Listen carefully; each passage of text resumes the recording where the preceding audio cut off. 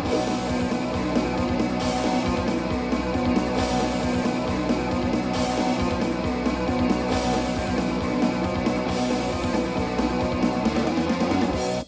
dia, meus amigos, estamos começando pela TVI, a TV local da gente, 10 anos no ar, o programa Cidade Já.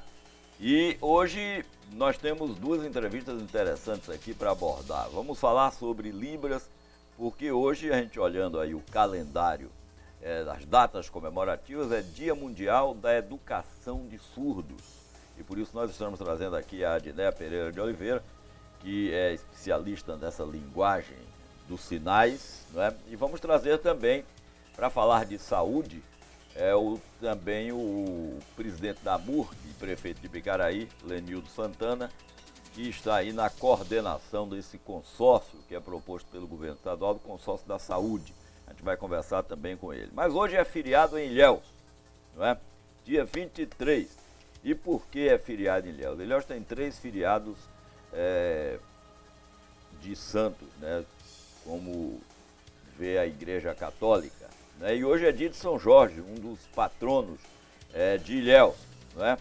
São Jorge foi, de acordo com a tradição católica, um soldado romano do exército de Diocleciano, né? Eu sempre digo aqui que o programa também é educação, né? E ele é considerado um dos santos mais respeitados e consagrados e comemorados em todo o mundo, não é só aqui no Brasil também. Há uma tradição que aponta o ano de 303, né, como ano de sua morte, apesar de sua história se basear em documentos lendários e ser apócrifa, quer dizer, não tem assinatura de quem escreveu sobre ele. Mas também os ubandistas, aqui na Bahia especialmente, comemoram o Oxóssi, que na Umbanda é considerado o patrono da linha de caboclos, atuando para o bem-estar físico e espiritual dos seres humanos, né? A figura de Oxóssi tem origem na mitologia africana, para a qual seria um antepassado africano divinizado, filho de Iemanjá, irmão de Omulu, Obulaye e rei da cidade de Oió. A figura de Oxóssi pode aparecer muitas vezes misturada à figura católica de São Sebastião, nos estados de São Paulo, Rio de Janeiro e estados do centro-sul do país. Aqui na Bahia é que ele, no sincretismo religioso, é associado ao São Jorge. São Jorge é aquele santo do dragão que aparece na lua lá matando o dragão. Muito bem, mas nós vamos começar o nosso programa de hoje conversando aqui sobre linguagem de sinais, né? A língua brasileira de sinais é uma língua que é muito utilizada, evidentemente, com os surdos, né? E às vezes você vê os canais de televisão que são, por lei, obrigados a mostrar também o que está sendo dito na linguagem de sinais. Sempre aparece uma figurinha, você olha no cantinho da televisão, uma figurinha mostrando. E nós estamos trazendo aqui a Adnéa Pereira de Oliveira, que é especialista, ela trabalha aqui no CEPEI, não é? E está conosco hoje para conversar sobre essa linguagem de sinais. Bom dia, Adnéa. Bom, como é? Aqui em Itabuna, por exemplo, tem quantos especialistas nessa área? Você sabe me dizer? São muitos? São poucos, né? Poucos. Porque essa área é uma área muito restrita, é uma área que demanda, por ser muito novo no Brasil, porque o que regulamentou a lei da profissão de intérprete foi em 2010. Então, assim, é muito nova. Então, assim, antes as pessoas que trabalhavam na área era mais questão empírica mesmo, né? Pelo contato com os surdos. Então, eles iam desenvolvendo a língua e trabalhavam com os surdos na questão mais religiosa, que foi o início do trabalho. Mas a questão da profissionalização do trabalho educacional demorou um pouco. Então, nós temos poucos profissionais, assim. Temos 2, que eu tenho, assim, de nota, né? Que tem Libras. Tem outros, né? Mais uns 4, 3 que tem uma especialização, né? No caso, eu tenho especialização em Libras. Tem outras pessoas também que têm, mas nós temos poucos profissionais. Temos outros que trabalham na área, mas não tem uma especialização na área, nessa área mesmo, né? Na questão acadêmica. Como é que esse público-alvo seu, que normalmente são os surdos, como é que eles encaram essa questão da linguagem de sinais? Eles têm facilidade do aprendizado dessa linguagem? A língua de sinais, por ser natural, ela é muito prática para o surdo aprender, né? Porque ela é uma língua que ela é visual, né, espacial, mas ele depende do contato também com outro surdo. Então, assim, na região, nós temos poucas proficiências, poucos alunos com proficiência na língua. Então, nós temos mais alunos que usam gestos caseiros, que desenvolvem em casa. Certo. E outros, nós temos feito esse trabalho no CP justamente um momento, né, um momento de trabalho específico para que possam estar desenvolvendo essa língua com contato com outros surdos adultos. Vamos falar um pouquinho do CPI, né? O CPI tem um trabalho extraordinário com outras deficiências também, principalmente as deficiências neurológicas, não é? Como é que vocês atuam com tão pouca gente, tendo que atender a tantas escolas do município? O CPI, ele é um centro que ele faz parte das políticas públicas de Itabuna, né? Ele foi fundado em 2006. Então, assim, nós temos uma demanda grande de intelectual, nessa área, né, deficiência intelectual, autista. Nós temos também outras áreas de atendimento. Nós temos áreas de surdez, deficiência visual. Então, assim, nós distribuímos, né, o trabalho. Então, o trabalho é feito por área. Então, assim, eles passam por uma triagem, que é encaminhada pela escola, e depois passa por cada sala. Então, nós temos psicomotricista, nós temos fono. Então, tem um trabalho multidisciplinar. É muito bom esse trabalho que nós fazemos na rede. Então, trabalhamos com assessorias, então tem todo um trabalho assim organizado. Me lembro que ontem, quando eu fui procurá-lo lá no CPI, né, aí a diretora me disse assim, hoje é dia que eles estão aí nas escolas trabalhando, você não vai encontrar nenhuma que trate dessa questão da linguagem dos sinais. Mas como toda linguagem, aliás, ela tem as suas regionalizações, né? Como é que vocês lidam? Aqui no sul da Bahia, vocês usam a linguagem que a gente usaria na linguagem oral, normalmente, é isso? Porque hoje mesmo, né, esse dia, né, mundial, né, nacional que se comemora, né, educação de surdo, ela remete ao dia 24, que foi o dia da instituição da Lei de Libras, né? Então, a Lei de Libras, ela trouxe justamente esse reconhecimento da língua de sinais para o surdo, que antigamente o surdo não tinha, né, esse reconhecimento. Então, hoje no Brasil, nós temos duas línguas oficiais, a língua portuguesa e a língua de sinais. E a língua de sinais. Né? Então, a língua de sinais ela é regionalizada, ela não é nacional, então nem mundial. Então, ela não é a mesma em qualquer lugar. Ela tem essa variação linguística por conta disso que ela foi reconhecida pelos linguistas, a partir do momento que começaram a estudar, reconheceram a Libras como língua, por conta dessa demanda toda, de toda essa complexidade da linguística, né? Da gramática, que é diferenciada. Então, todo esse processo. E isso funciona também porque a linguagem de sinais existe em todo mundo, né? Então, isso acontece também com a linguagem de sinais na França, por exemplo, é diferente da linguagem de sinais no Brasil. Né? Porque usa todos os fonemas e etc. da linguagem francesa.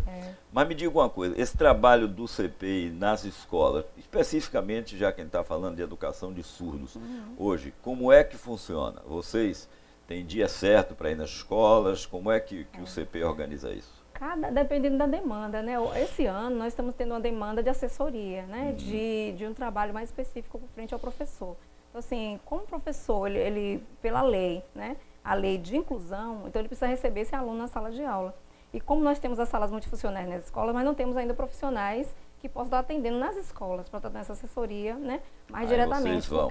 Então, nós estamos nos organizando, em outros momentos nós já fizemos algumas visitas, alguns trabalhos assim específicos, mas nesse ano a gente está querendo fazer um trabalho mais assim prático, tanto que a gente está organizando um AVA, né, que é um ambiente, né, virtual de aprendizagem, justamente para ter essa troca, né, com o professor, para poder ampliar essa questão dessa demanda toda, né, e poucos profissionais para estar acompanhando, porque é uma demanda que precisa de metodologia diferenciada, né, de estratégia diferenciada. Então, nós estamos nos organizando em equipes, né, separamos as escolas. Cada semana nós vamos estar em 2 escolas para estar fazendo esse acompanhamento por turno.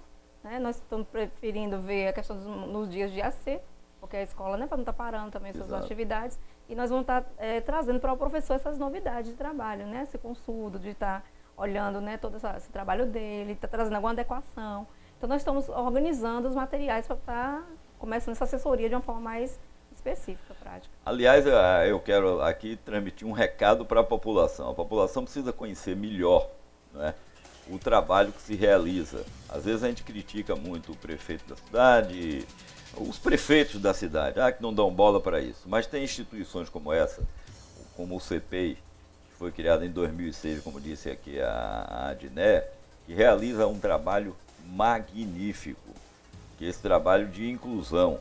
Como a gente já disse, aqui ela própria confirmou, não é só com surdos, não é? São outras deficiências também, e que o pessoal tem que se preparar. E mais, se as pessoas conhecessem melhor o trabalho que é realizado pela prefeitura através desses segmentos todos, das escolas, né, do desenvolvimento urbano, essa coisa, certamente que pensariam um pouco melhor antes de criticar o prefeito. Não é que o prefeito não mereça crítica, não. Eu acho que qualquer prefeito numa cidade, por mais que ele possa fazer, ele não faz 5% do que a cidade precisa, não é? Porque, na verdade, a demanda é muito grande.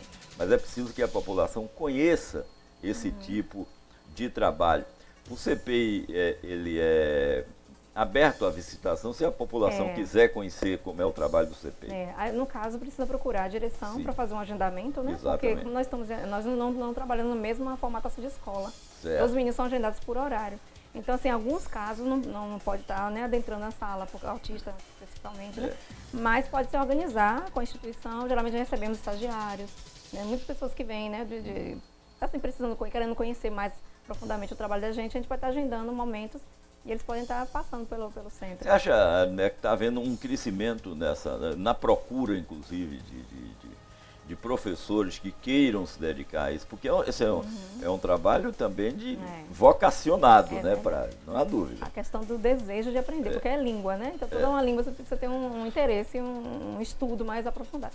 Temos alguns professores que a gente tem percebido, assim, muito desejo de aprofundar o trabalho, tanto que a gente tem notado, eles procuram a gente, mostram, né, os profissionais também da multifuncional, alguns trabalhos de pesquisa deles mesmos, de estratégia de ensino, diferenciado para esses alunos. Então, a gente percebe assim, uma vontade do professor, mas a gente sabe que assim, a sala de aula ela demanda um universo de crianças, né? Que vem com outras dificuldades que não são deficiências. Exato. Então o professor precisa estar tendo essa forma de estar, né, incluindo de uma forma prática esse aluno, né, de uma forma mais eficaz e também dando conta de toda uma turma. Então às vezes essa demanda da sala de aula complica um pouco. Mas nós temos percebido, né, assim, a vontade dos professores. Nós estamos já organizando também alguns momentos assim, de trabalho específico, né? Por conta da falta do profissional, a gente não consegue fazer um curso de Libras amplo.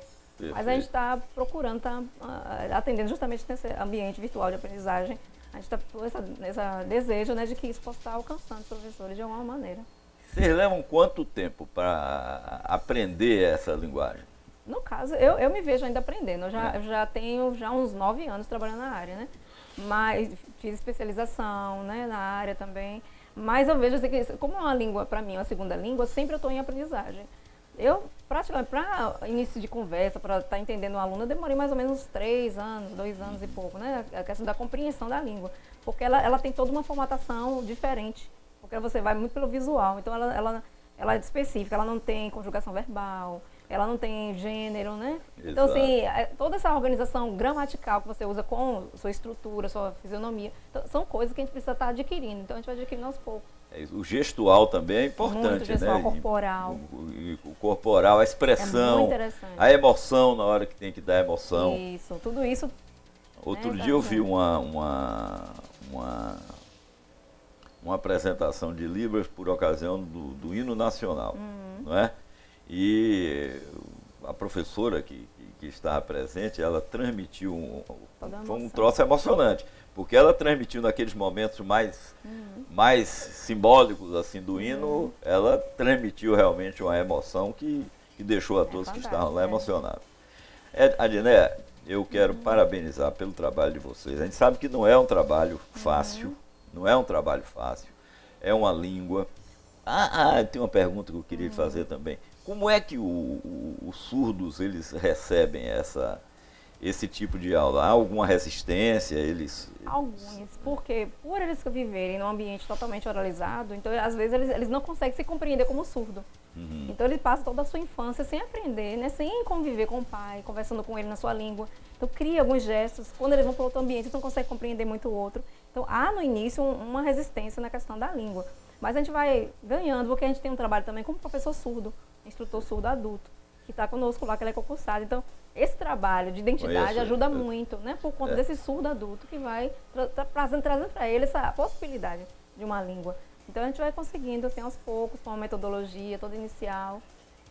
Bom, então, parabéns, entendeu? Nesse Dia Mundial da Educação de Surdos, a gente quer parabenizar todos os profissionais que trabalham nessa área, especialmente, leve o nosso abraço ao pessoal do CPEI, porque a gente sabe, inclusive na hora que a gente viu no calendário que era o Dia Mundial da Educação do Surdo, eu disse, quem é que a gente pode convidar? Foi aí que me ocorreu o CPEI, e aí eu fui pessoalmente lá, conversei com a diretora, quero agradecer a ela e a você pela disponibilidade e parabenizar mais uma vez por esse trabalho que vocês fazem de inclusão, especialmente, né, no caso específico de hoje, dos surdos na sociedade. Muito obrigado. A gente percebe também, Ramiro, assim, o Plano Nacional, né, da Educação e o PME estão discutindo muito, o Plano Municipal de Educação, essa questão da inclusão, né? Então, a gente percebe assim, que esse trabalho de parceria, de rede, é que, né, que dá esse efeito à educação, né, quando há esse comprometimento, né, de todos.